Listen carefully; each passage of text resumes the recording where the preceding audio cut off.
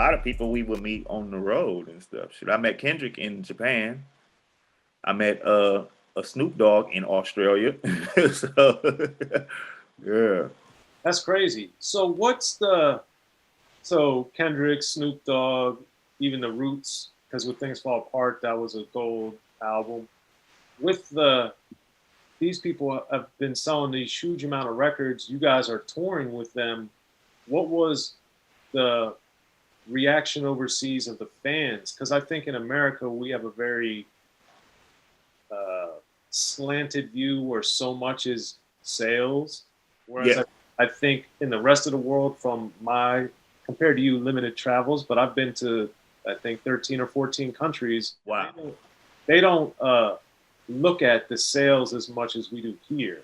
Yeah, yeah. No, no, it's the art. It's all about the art. It's like, yo, you actually performing and stuff, and especially at that time, you gotta imagine like, you had all this, Biggie and Tupac stuff that went on and stuff, so people is just jaded from all of that shit and stuff. So they like, man, we want to get back to what hip hop was and stuff because it took this detour for a couple of years or a few years and stuff, and then you get this Most Deaths pop up, and then the Jurassic Fives, and then it's all this rockets, and all this, it's this whole new energy and synergy that's going on and stuff. So people are, they want that, because they can't understand the gangster stuff, you know what I'm saying, just demographically and stuff, you know what I'm saying. They can't, they can't relate and shit, you know what I'm saying. They trying to because they like everything that's American and stuff, you know what I'm saying. So you will make it, whether it's a violent movie or whatnot, stuff, anything they want to worship, whatever Americans are doing and stuff. But a lot of them couldn't relate and stuff,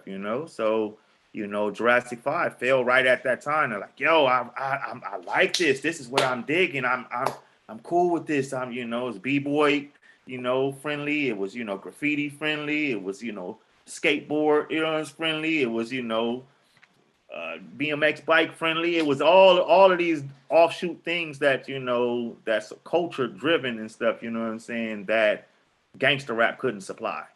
You know what I'm saying? The backdrop too and stuff. So Jurassic 5 fell right in that. And like I said, it's just a nostalgia thing because in England, they had been rocking Kangos and the old school flavor. You know what I'm saying? That's always been part of their upbringing and stuff. So when they see us come back with that flavor and that style and stuff, it's like embraced and stuff. They embraced us like none other and stuff. So And to that point, the JU song from the EP, and then obviously was a single too. That one, I've seen you guys perform that so many times over the years. So as time went on, and as you look back now, what was it about that song you think resonates so much with people? well, I gave the backdrop on it and stuff. So Cut Chemist had this tape, and he had a tape of a whole bunch of beats on it. It had all his beats on one tape and stuff. You know what I'm saying? So the majority everything that Jurassic 5 used from Cut Chemist came from this tape and stuff.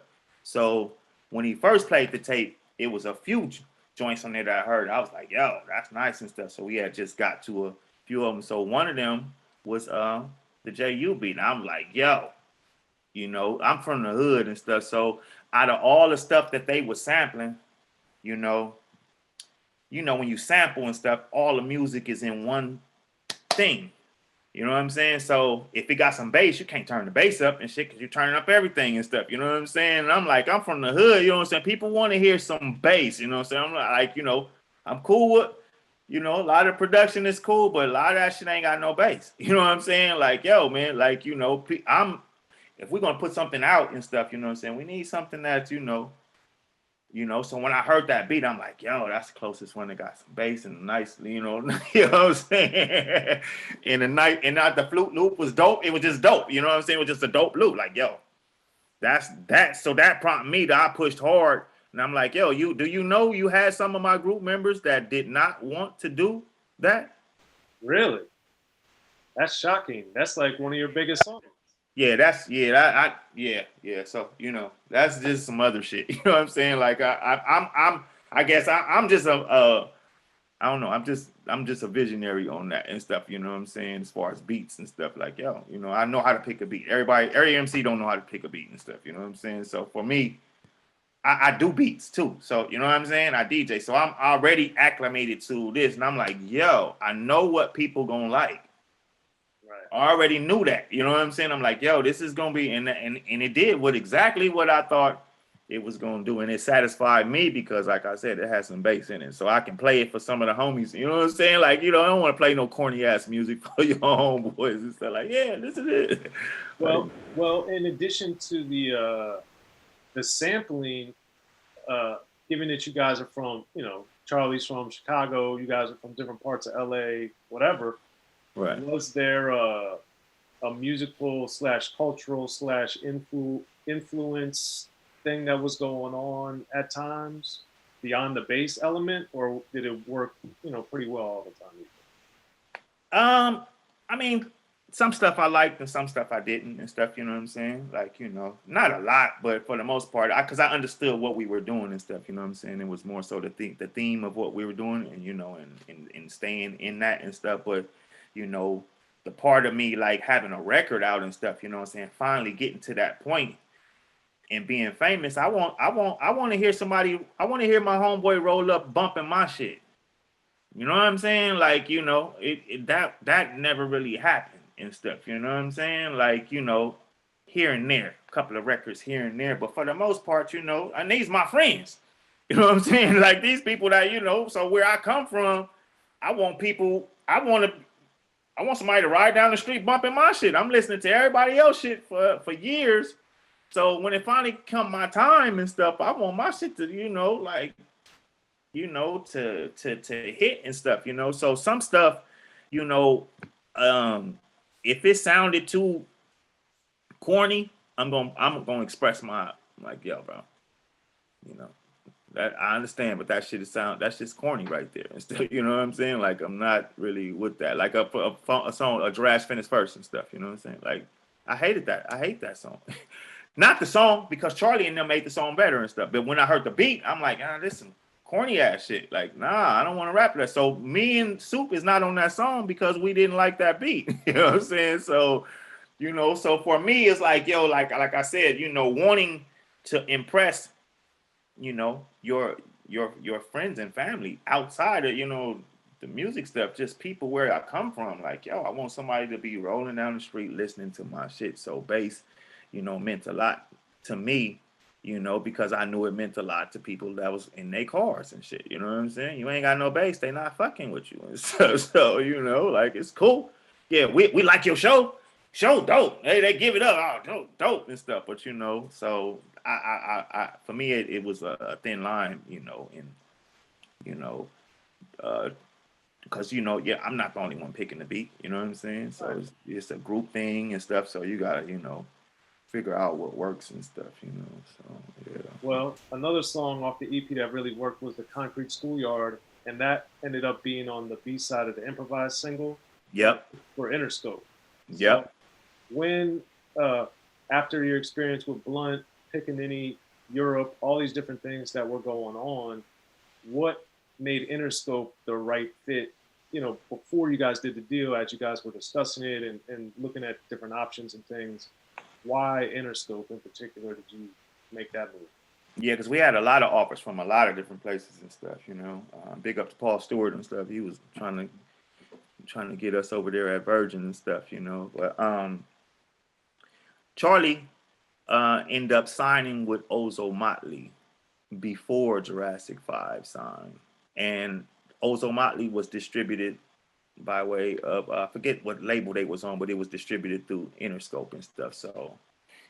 So when Charlie they did that deal and stuff, Charlie, I guess he had his lawyer had devised that, let them know that he was in Jurassic 5 too, and this is a thing that he's going to be doing or whatnot and stuff. So he basically had a separate deal already, set up for him and stuff at Interscope and stuff, what I'm saying, before we signed over there and stuff. So him being over there, and it kind of got a little difficult and stuff, with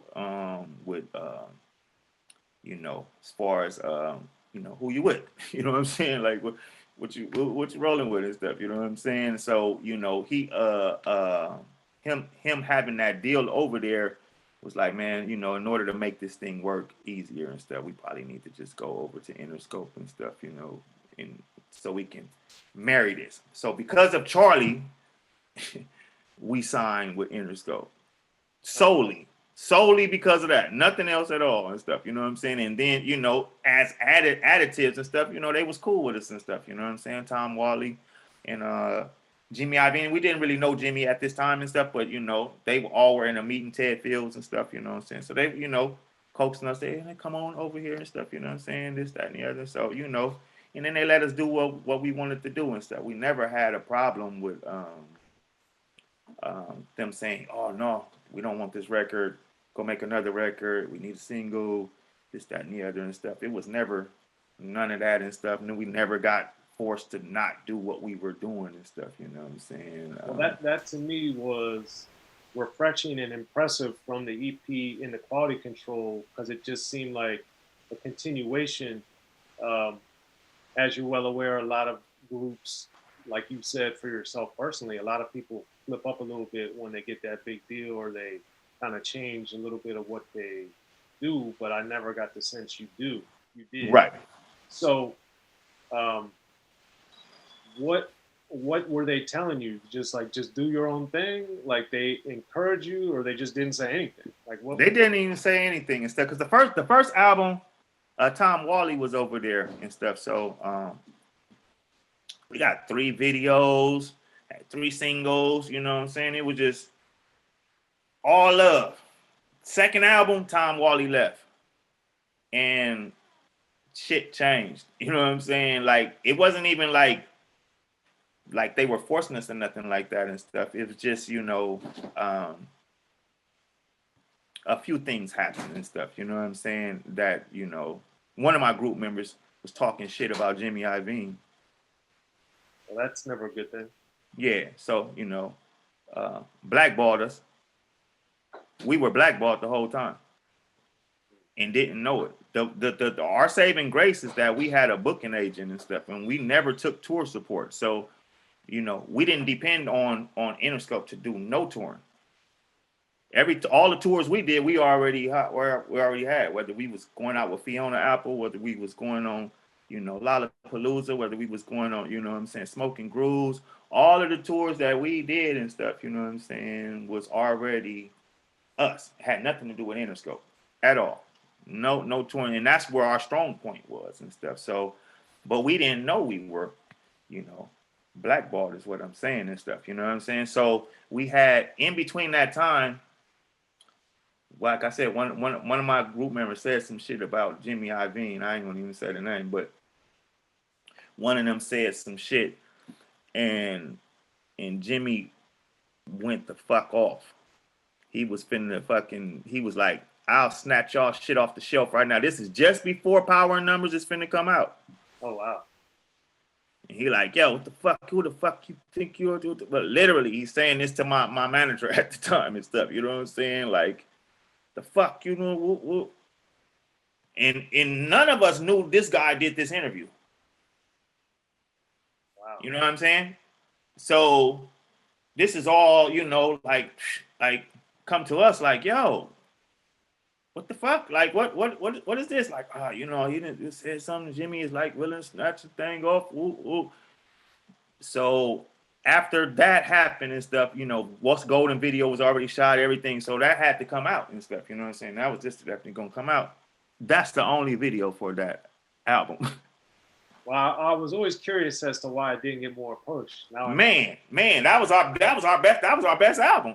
You know, I would agree. that was our best shit right there and stuff. You know what I'm saying? That was fucking solid and stuff. You know what I'm saying? We had plenty singles to push on that mug and stuff, but wasn't fucking with us. But we didn't know that. We didn't even know this. I didn't know this until about 3 or 4 years ago, bro. Whoa, that's crazy. Yeah. Somebody had ran into Eric Sermon, ran into Charlie Tuna, and he asked him, he said, "Yo, what's up? You talk to Jimmy? You know what I'm saying? What's up with Jimmy?" "Oh man, I don't Jimmy and stuff," because his solo deal didn't go how it was supposed to go or whatnot and stuff. And you know what I'm saying? So he like, You know, and so Eric Sermon's like, no, hold on. He said, man, he said they loved y'all up there. He said, Dre, me, I think it's Timberland and somebody else. We used to listen to anything that came through Interscope. Jimmy would have him listen to like, yo, you know, yeah, this is cool. Y'all had thumbs up. He said, but your boy did that interview and fucked y'all shit up. Wow. Yeah. That's crazy. Yeah, because this person didn't even apologize to the person. He didn't even apologize to Jimmy and stuff. He sent the manager to go apologize and shit. You know what I'm saying? So yeah, that was that bullshit. You know what I'm saying? Well, that's very sad and unfortunate for you guys, but I think it's important that people understand so much of the stuff that happens and doesn't happen has little to do with the music. It's right. Other factors. Right. And this is right. This is sadly a key example of that. Nah, definitely. And you know, cause like, and it'd be stuff that you don't even have, like not every person in the group don't even know that, like, right. Nobody don't even, you know what I'm saying? Like it was unbeknownst to us and stuff, you know, but you still suffer because you're a part of a group and stuff, you know what I'm saying? And this happened several times after that, you know, so yeah. Be sure to check out the History of Gangster Rap by Soren Baker. He's official. History of Gangster Rap features exclusive interviews with Ice-T, Snoop Dogg, MC Ren, the D.O.C, and dozens of others. The History of Gangster Rap, a definitive look at how Los Angeles changed rap forever. In Los Angeles, the streets definitely set the tone of the hip-hop music. At 19, I got a $50,000 car. My whole angle always was, I'll be street, but I will always tell you the horrors that go along with this life. There will be penalties and casualties for just wearing the wrong color in somebody's neighborhood. And once gangster rap made it from the streets to the TV, the genre exploded. With Fab 5 on Yo MTV Raps with NWA. Yo MTV, it just catapulted us from being local heroes to national gangbang rappers. The History of Gangster Rap discusses it all from 1980 up till today. It's always gonna be shit happening in the streets. You know what I mean? So it's always gonna be something to talk about. The History of Gangster Rap in stores now.